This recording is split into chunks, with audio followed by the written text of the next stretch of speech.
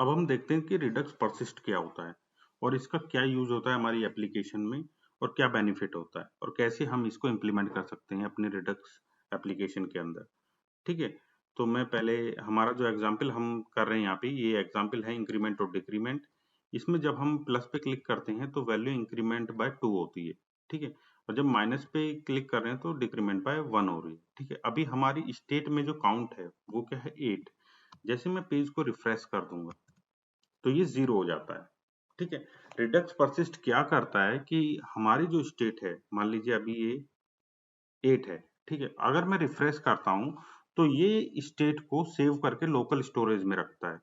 ठीक है, और अगर रिफ्रेश करने के बाद भी ये हमें वहां से फेच करके देता है लोकल स्टोरेज से, और 8 ही काउंट दिखाता है। अभी रिफ्रेश करने पे 0 हो जा रहा है, तो ये 0 रिफ्रेश करने पे 0 नहीं होगा, 8 ही आएगा। ठीक है, तो इसको हम कैसे अचीव कर सकते हैं, इसको हम रिडक्स परसिस्ट से अचीव कर सकते हैं। तो मैंने इसके लिए डॉक्यूमेंटेशन थोड़ा सा बनाया है, ये डॉक्यूमेंटेशन है Redux persist. So Redux persist is a library that allows saving Redux store in the local storage of your application. तो ये Redux persist एक लाइब्रेरी है जो हमें अलाउ करती है हमारा जो Redux स्टोर है उसे लोकल स्टोरेज में सेव करने के लिए। और स्टोर क्या होता है, Redux स्टोर को हमारी लोकल स्टोरेज में सेव करने के लिए यूज होती है। तो स्टोर जो होता है हमारा वो होता है it's contain the states of our application. तो मेनली हम जो लोकल स्टोरेज में सेव कर रहे हैं वो क्या कर रहे हैं, स्टेट, क्योंकि रिडक्स तो स्टेट को कंटेन करके रखता है ना। तो इसके लिए हम इस लाइब्रेरी को पहले इंस्टॉल करेंगे, npm install redux persist।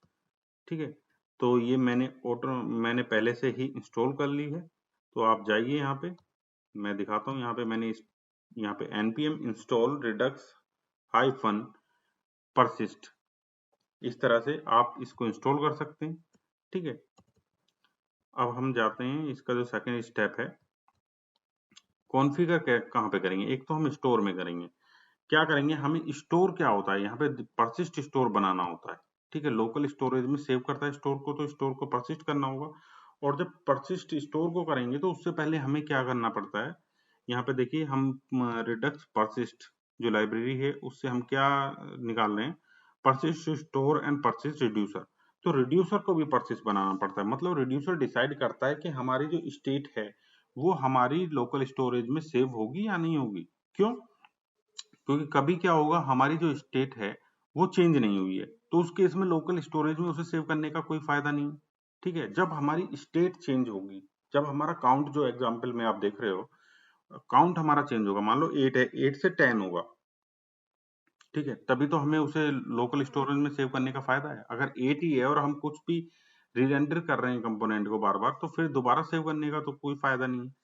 ठीक है, तो इसलिए ये जो डिसाइड करता है परसिस्ट स्टोर करता है। ठीक है, पहले हम परसिस्ट स्टोर बनाते हैं, उसकी हेल्प से हम परसिस्ट, पहले हम परसिस्ट रिड्यूसर बनाते हैं, उसकी हेल्प से परसिस्ट स्टोर बनाते हैं। ठीक है, तो परसिस्ट रिड्यूसर का पता चल गया है आपको, यहाँ पे मैंने दिया भी है कि for persist reducer is wrap your application root reducer and pass it to the persist store function. It ensure your redux state is stored to the persisted storage whether whenever it changes. Okay, जब भी हमारी state change होगी तभी ये हमारी क्या करेगा, उसको लोकल स्टोरेज में सेव करता है। ये किसका काम होता है, परसिस्ट रिड्यूसर का। और परसिस्ट रिड्यूसर की हेल्प से ही रूट रिड्यूसर जो होता है उसको परसिस्ट रिड्यूसर बनाते हैं और उसको हम स्टोर में पास कर देते हैं, तो हमारा परसिस्ट स्टोर बन जाता है। ठीक है, तो यहाँ पे देखिए हमने इंपोर्ट किया परसिस्ट स्टोर और यहाँ पे परसिस्ट रिड्यूसर, यहाँ पे फिर स्टोरेज, ये लोकल स्टोरेज हमने लाइब्रेरी से निकाला परसिस्ट रिडक्स परसिस्ट की।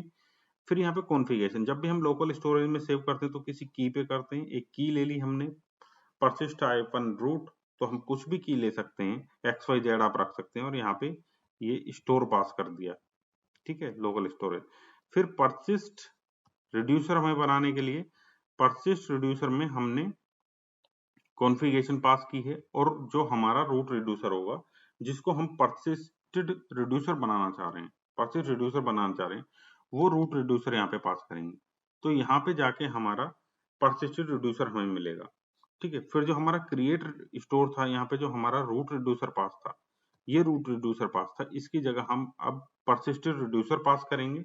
और उसके बाद जो हमारा यहाँ पे एक फंक्शन है क्रिएट स्टोर, जो हमने रिडक्स परसिस्ट से निकाला है उसमें हम परसिस्ट रिड्यूसर पास करेंगे और हमें जो यहाँ पे परसिस्टेड नहीं, यहाँ पे परसिस्ट स्टोर में हम फिर अपना स्टोर पास करेंगे। जो हमारा स्टोर यहाँ पे क्या बन गया, परसिस्ट स्टोर। ठीक है, परसिस्ट स्टोर में पास करेंगे और इससे परसिस्टर जो हमारा ऑब्जेक्ट होगा, ठीक है, उसको हम कहाँ पास कर देंगे, अपनी एप्लीकेशन में, जैसे हम स्टोर पास कर रहे थे। ठीक है, यहाँ पे, ठीक है, ये एप्लीकेशन में जैसे हमने प्रोवाइडर से पास किया था, ठीक है, ऐसे ही हम परसिस्ट गेट में परसिस्टर, ये नया स्टोर पास कर रहे हैं हम एक तरीके से अपनी एप्लीकेशन के, जो परसिस्ट होगा। परसिस्ट का मतलब क्या होता है, परसिस्ट का मतलब होता है वैसे का वैसा ही बनाए रखना।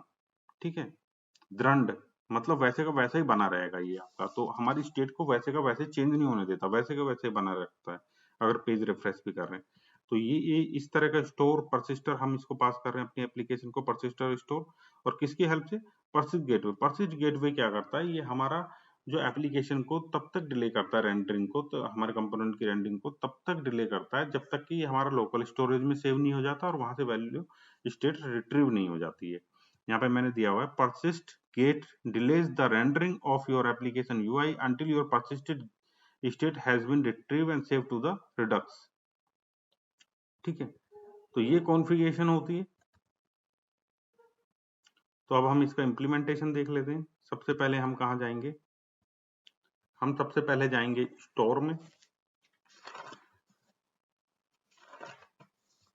ठीक है, स्टोर में चलते हैं हम।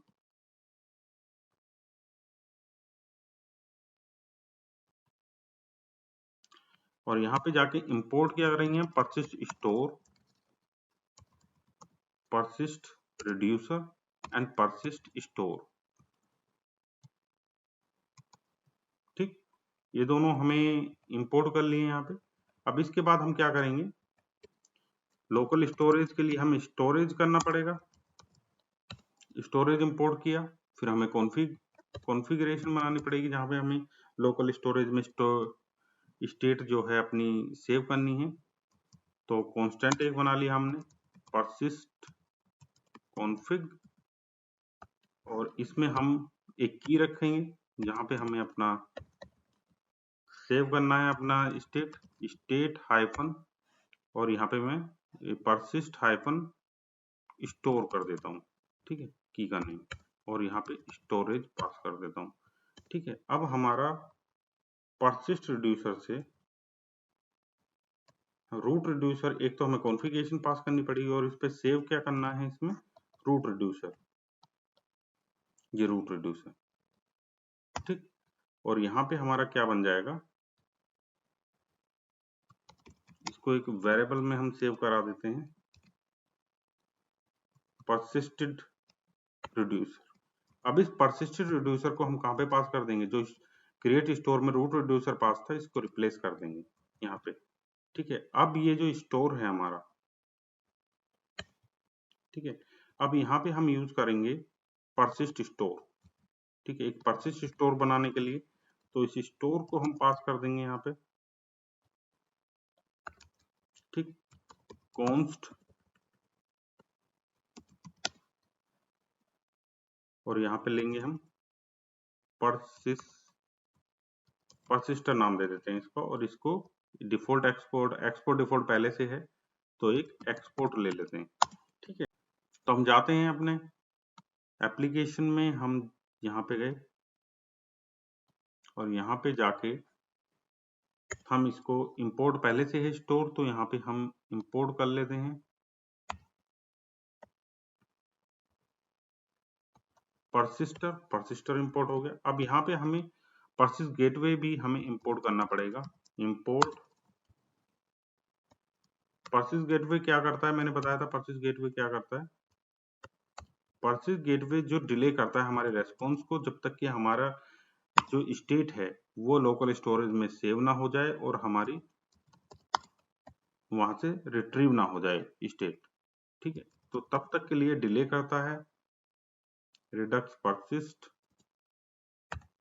Slash integration slash react. ठीक है, यहाँ पे देखिए सीधा रिडक्स परसिस्ट यूज नहीं कर रहे हैं, इंटीग्रेशन हम रिएक्ट के साथ इसकी करने जा रहे हैं। इंटीग्रेशन, इसलिए हम ये इंटीग्रेशन करता रिएक्ट के साथ, रिएक्ट एप्लीकेशन के साथ, इसलिए इसको यूज किया जाता है। तो ये बिल्कुल हमने प्रोवाइडर की तरह बिल्कुल इसको रख दिया, और जिस तरह से हम स्टोर पास कर रहे हैं उसी तरह से हम यहाँ पे पास कर देंगे यहाँ पे। ठीक है, यहाँ पे हमने इसको क्लोज नहीं किया है, इस तरह से क्लोज कर देंगे। ठीक, इस तरह से हमारा हो गया ये। अब हम अपनी एप्लीकेशन में चलते हैं और यहाँ पे रिफ्रेश करते हैं, ये रिफ्रेश हो गया। अब मैंने इसमें देखिए प्लस प्लस किया, 10 पे पहुंच गया। अब मैं रिफ्रेश करता हूँ पेज को, देखिए रिफ्रेश कर रहा हूँ तो 10 ही आ रहा है हर बार, माइनस किया 9 किया तो 9 आ रहा है। तो इस तरह से हम रिडक्स परसिस्ट को यूज कर सकते हैं अपनी एप्लीकेशन में, स्टेट को लोकल स्टोरेज में सेव करने के लिए यूज होता है। ठीक है, अब हम यहाँ पे देख लेते हैं कि कहाँ पे लोकल स्टोरेज में, हम एप्लीकेशन में जाएंगे, एप्लीकेशन में यहाँ लोकल स्टोरेज है, लोकल स्टोरेज में ये हमारा यूआरएल है, और यहाँ पे जाके देखिए आप की वैल्यू में हमारा सेव हो रहा है, जो की थी हमारी परसिस्ट हाइफन स्टोर, देखिए उस पे ये जाके ऑब्जेक्ट सेव हुआ है। ठीक है, चेंज काउंट हमारा यहाँ पे आ रहा है, जो हमारी क्या था, ये हमारा रिड्यूसर चेंज काउंट, और परसिस्ट वर्जन रीहाइड्रेटेड ट्रू। ओके, तो इसमें 3 टाइप्स होते हैं, रीहाइड्रेटेड और ये सब, ज्यादा मैं डेप्थ में नहीं जाऊंगा इसके लिए कि रीहाइड्रेटेड क्या होते हैं, हमारा काम इससे ही हो गया है। ठीक है, और इसको थोड़ा सा मिनिमाइज में यहाँ पे करता हूँ। ठीक है, अब मैंने यहाँ पे चेंज किया तो देखिए ये हमारी इनिशियल जो हमारा वैल्यू है चेंज काउंट वो रखता है, और जो लास्ट में अपडेटेड हो रहा है वो रखता है। देखिए यहाँ पे चेंज हो रहा है। ठीक है, रिफ्रेश करता हूँ तो देखिए नहीं हो, 15 ही है, 17 आ गया। अब मैं क्या करता हूँ, इसको डिलीट करता हूँ यहाँ से लोकल स्टोरेज से, मैंने वैल्यू डिलीट कर दी। मैं रिफ्रेश करता हूँ तो ये 0 वैल्यू। ठीक है, 0 वैल्यू कहाँ से लेके, फिर से यहीं पे एक हमारा जो लोकल स्टोरेज है उसमें 0 सेव कर दिया। ठीक है, तो देखिए जैसे मैंने लोकल स्टोरेज से अब इसे रिफ्रेश किया तो 14 आ रहा है, जैसे मैं लोकल स्टोरेज से 14 चेंज काउंट डिलीट कर दूंगा तो ये मेरा इनिशियल जो स्टेट था 0 वो हमारा हमें देता है। ठीक है, तो पता चल गया है यहाँ से, जैसे मैं लोकल स्टोरेज से डिलीट भी कर रहा हूँ तो ये आपको क्लियर हो रहा है कि ये लोकल स्टोरेज में सेव कर रहा है।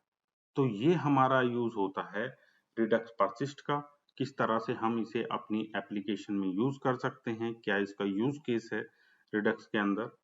ठीक है, तो आपको समझ में आया कि नहीं आया? आपको समझ में आ गया होगा, बिल्कुल मैं गारंटी ले रहा हूँ आपको समझ में आ गया होगा।